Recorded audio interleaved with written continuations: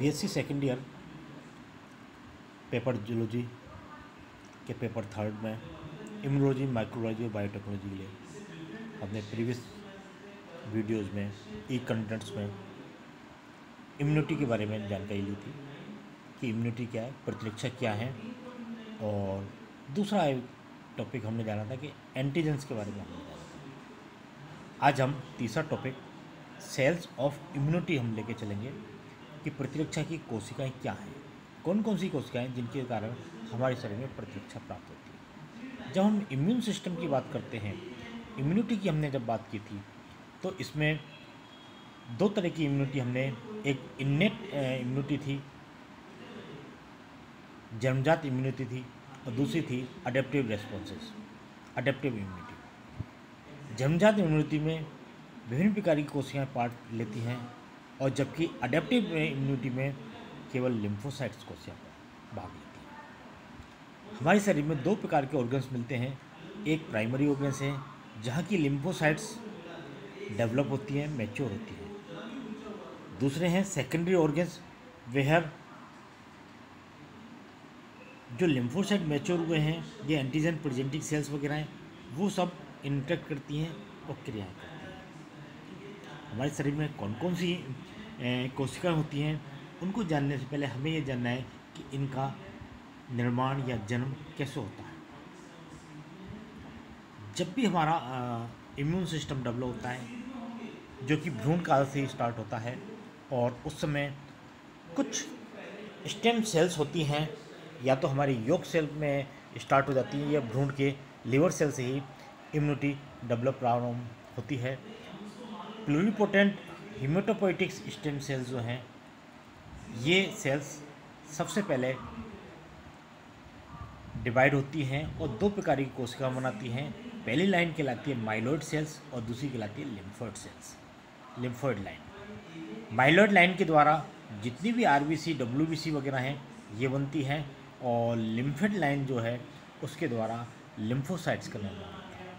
यह दो प्रकार से ये डिवीज़न हो जाता है। यहाँ आप लोगों को बता देना उचित है कि फिजियोलॉजी वाले पेपर में आपने ब्लड का जब संगठन पढ़ा है, आरबीसी डब्ल्यूबीसी के बारे में पढ़ा है, वो चैप्टर थोड़ा सा आप पढ़ लीजिएगा, उसके बाद ये सेल्स ऑफ इम्यूनिटी समझ में आ जाएगी। आरबीसी के अलावा जब हम डब्ल्यूबीसी की बात करते हैं, तो डब्ल्यूबीसी दो प्रकार की मिलती हैं, ग्रेनुलोसाइट और एग्रेनुलोसाइट्स, इओसिनोफिल, बेसोफिल्स, न्यूट्रोफिल्स और लिम्फोसाइट्स और मोनोसाइट्स।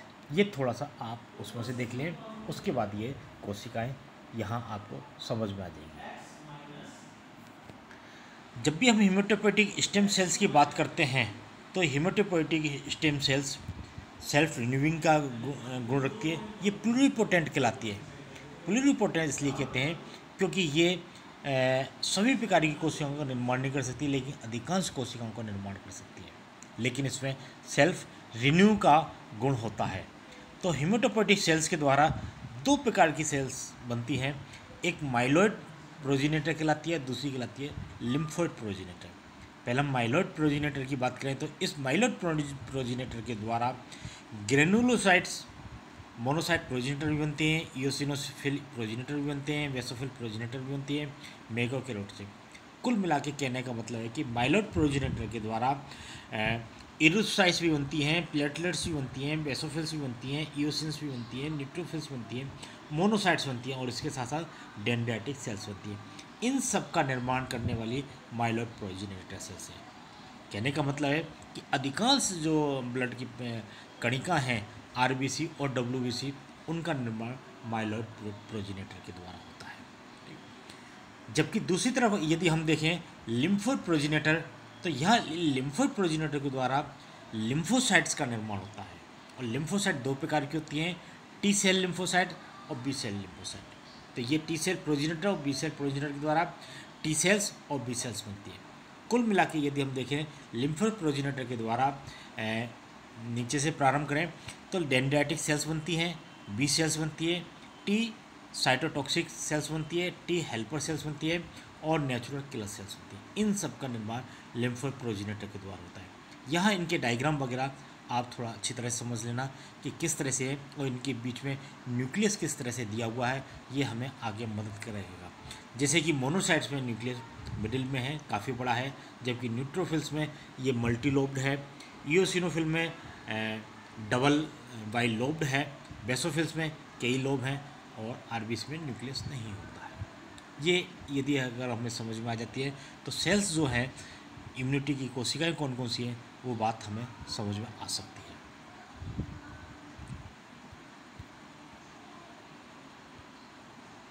नेक्स्ट आगे चलें तो ग्रेनुलोसाइट्स, जब हम डब्ल्यूबीसी की बात करते हैं, दो प्रकार की को में डिवाइड करते हैं। एक कहलाती है ग्रेनुलोसाइट्स और दूसरी कहलाती है नॉन ग्रेनुलोसाइट्स। ग्रेनुलोसाइट्स में का मतलब है कणिका युक्त, जिनमें कणिकाएं होती हैं, वो है न्यूट्रोफिल्स, इओसिनोफिल्स और बेसोफिल्स। ये सभी कणिकाएं किसी न किसी रंजक के द्वारा अविरंजित हो जाती हैं। ये हम ब्लड के कंस्टिट्यूएंट्स में पढ़ा है। और नॉन ग्रेनुलोसाइट ये मोनोसाइट्स और लिम्फोसाइट दो प्रकार की होती हैं। तो आज हम केवल ग्रेनुलोसाइट्स का अध्ययन करेंगे। जितनी भी ग्रेनुलोसाइट्स कोशिका हैं, इओसिनोफिल हो, बेसोफिल्स हो, न्यूट्रोफिल्स हो, ये फर्स्ट लाइन ऑफ डिफेंस बनाती हैं। सबसे पहले पहुंचने वाली कोशिकाएं यही है और ये तुरंत होती हैं। ये जन्मजात हैं, बच्चे के जन्म के साथ ही मिलती हैं।